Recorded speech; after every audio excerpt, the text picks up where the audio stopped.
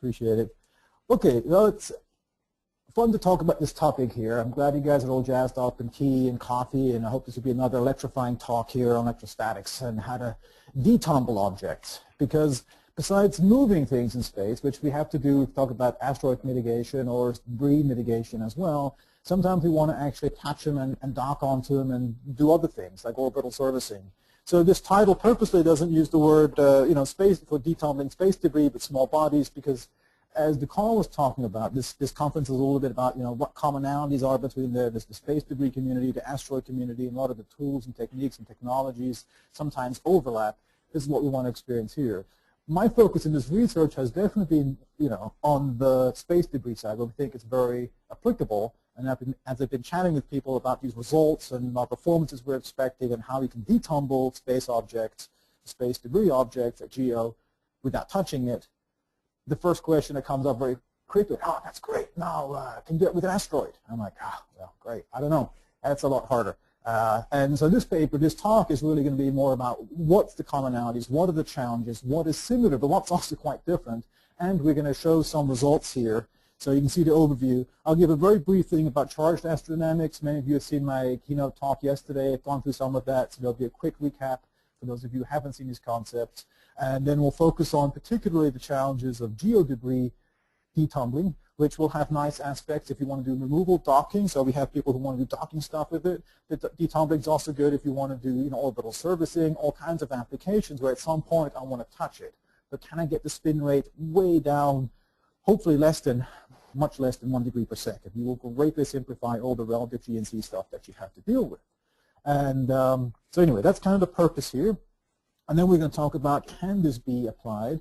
And there's some concept discussion and some sample performance in the sense that I'm going to make some very optimistic assumptions on how we can charge debris, not debris, asteroids, and I'll show you some simulations we can run with some of the tools that we've been developing to kind of give you that. Does it take days, months, years, decades, centuries to despin one of these things?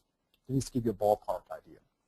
So, charged astrodynamics. In space, we're not flying in a vacuum. We're flying actually in a whole plasma environment.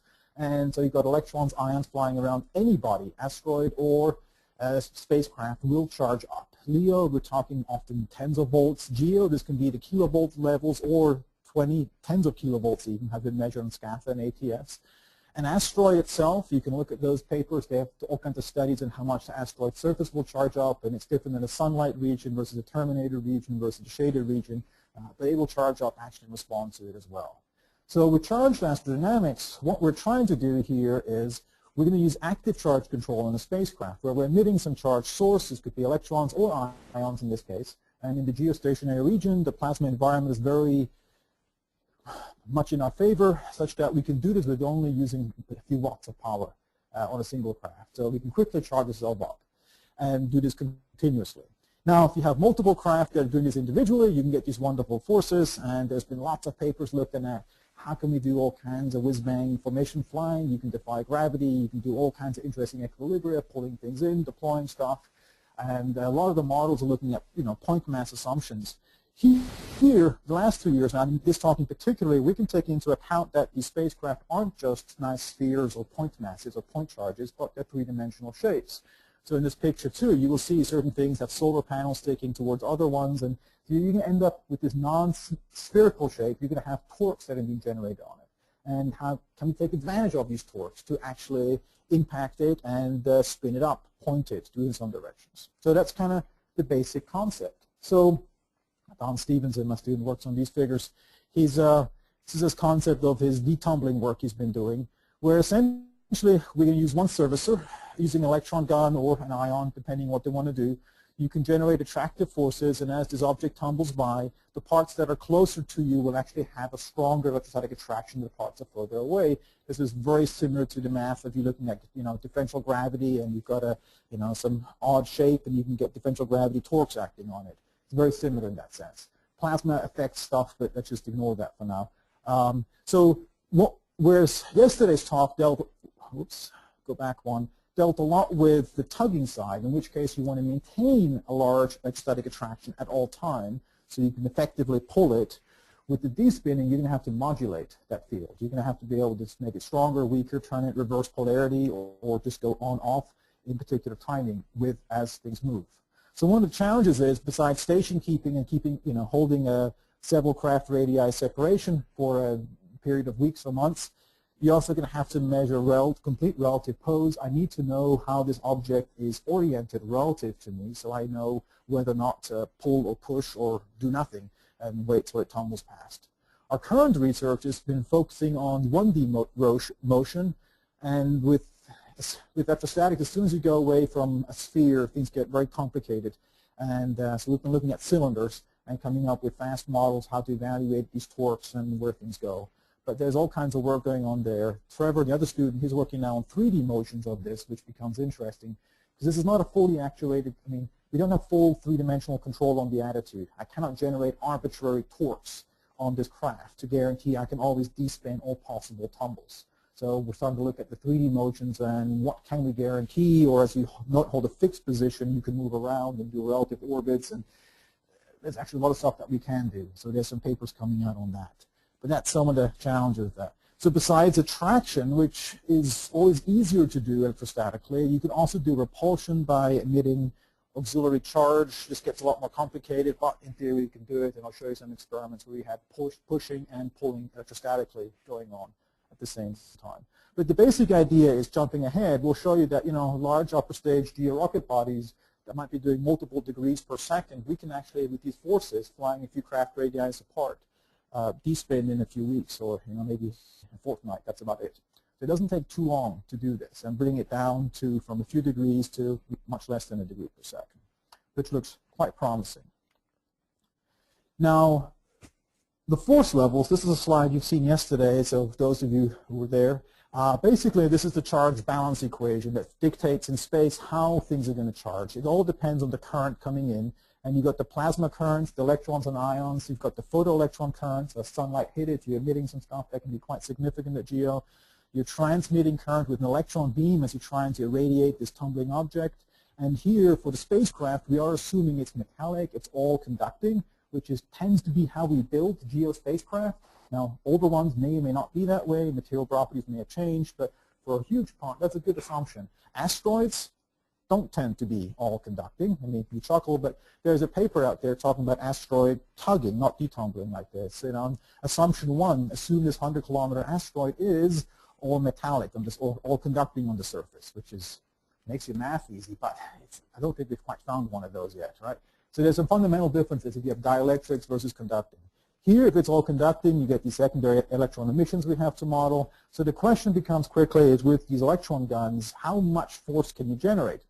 And these are some of these plots that you can do.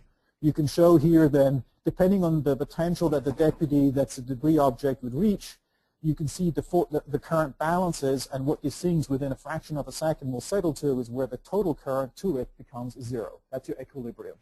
And you can see that that's the beam, the 540 microamps we're beaming onto it, and then the secondary emission, the ions, all the other currents are trying to negate it, and then that's where it settles very quickly. The maximum force would be happening with these potential differences that we would achieve. And if you're looking at a force plot, this is what this contour plot shows. I have a fixed tug radii, and considering what size debris I could be trying to apply a force to, and have a range of currents I can run. I think this is a 40 kilovolt electron beam, I'm assuming, so this is the max current I can emit. Anything more than that will just come right back and hit you again. The key out of this plot here is, while you can do charge transfer out to this shaded red region, but this outer boundary says, hey, if you've got a debris to tug ratio of about 1.25, this is the biggest piece of debris that you could actually apply force to with the charge transfer process. Bigger ones, you're just not going to charge it and here the critical cutoff was about 1 kilovolts. In which case, you can still do supercharging, which is a different concept. That means, I'm using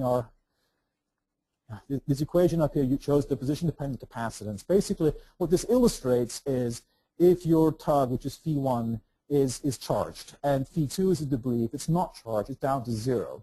If you invert this matrix, you still end up with charge on the debris object. But what's happening here is you're actually controlling absolute charge level. So by itself in space, if it's not charged, it's zero potential. Self-capacitance tells you zero charge. You bring in a very charged object and fly close to it. You've got 10 kilovolts. Then in a vacuum, it would have some potential at that distance. But flying in a plasma, it's like having this floating ground around you. It's going to immediately, it says, look, I can only support 100 volts. That's it with the currents. It's going to absorb current from the environment to go to that potential, and you actually still get a force. So we can use that.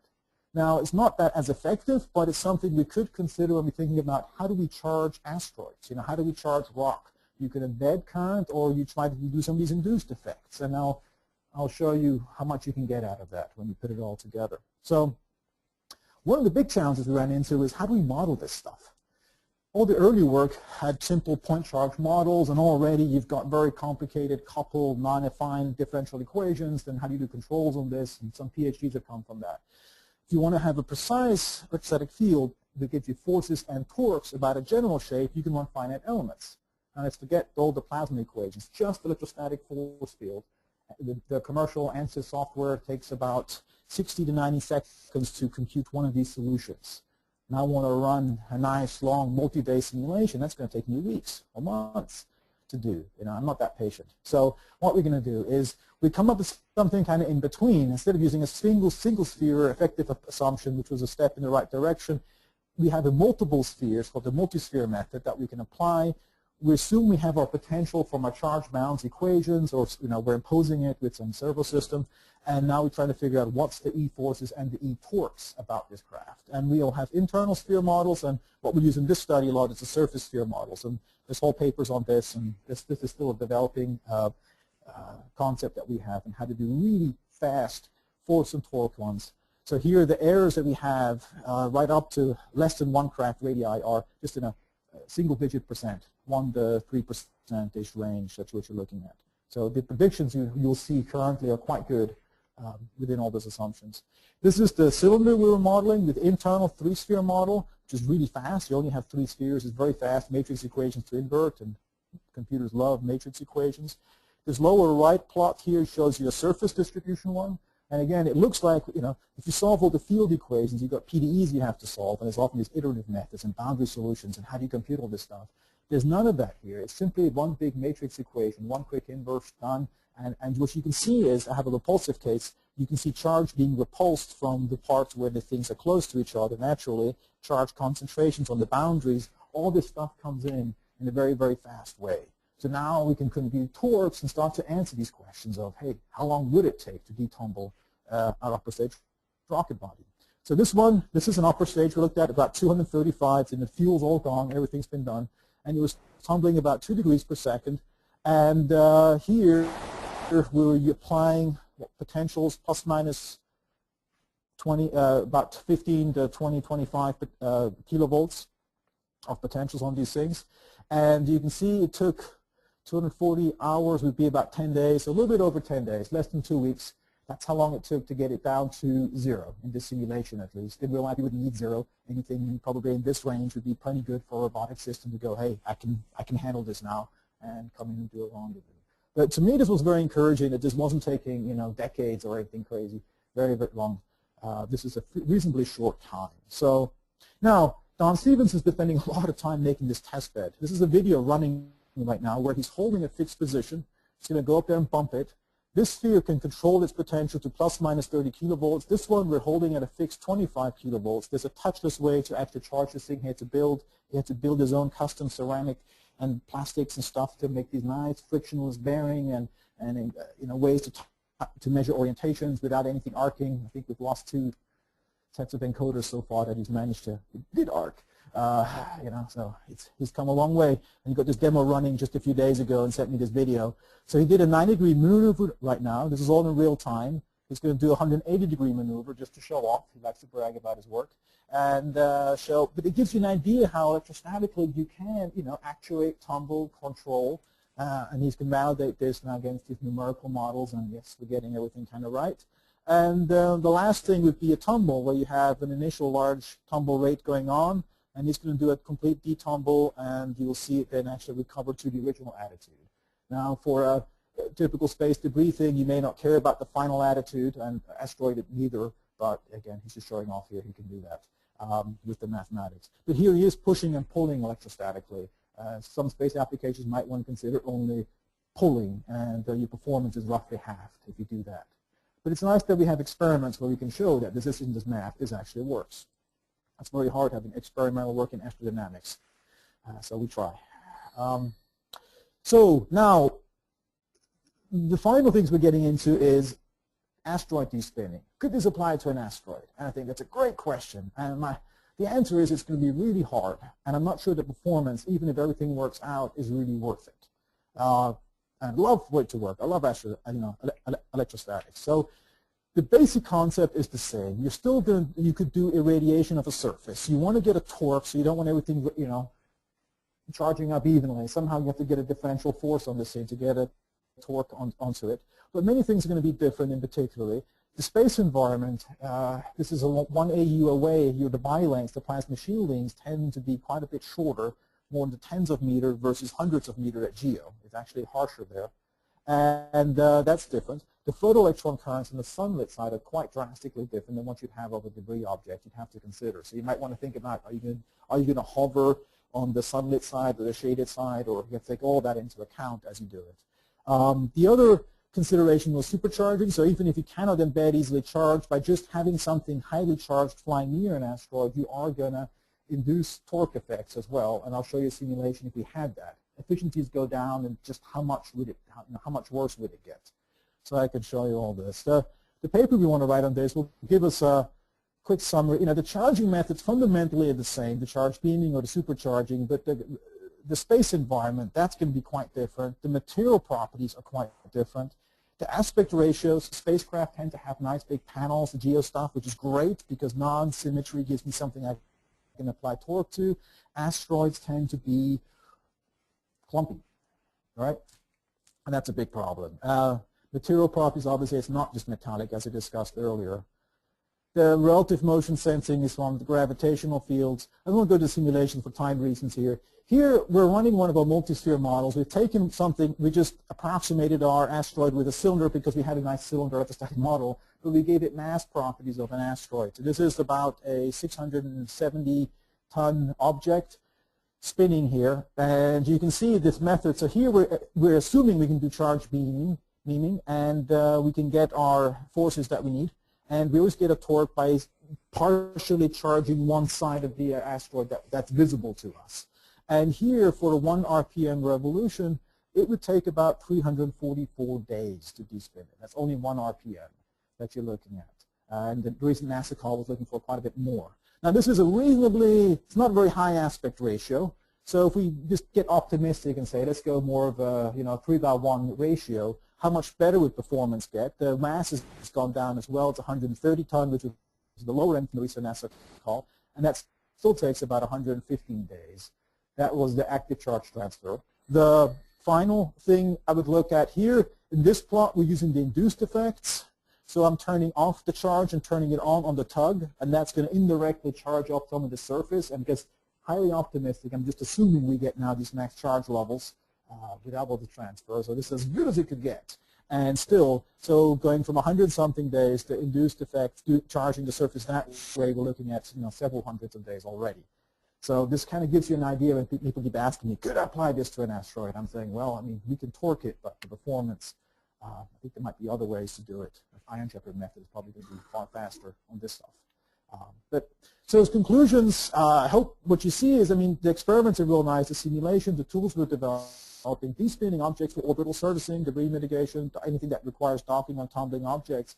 This is a very interesting idea, I think, and it doesn't take much hard work to do this. On asteroids, we can give you at least some upper level of performance. This is as good as it probably could get. The real implementation would be taking even longer to despin, and it kind of gives you some bounds on that question that keeps popping up. But that's it. Thanks.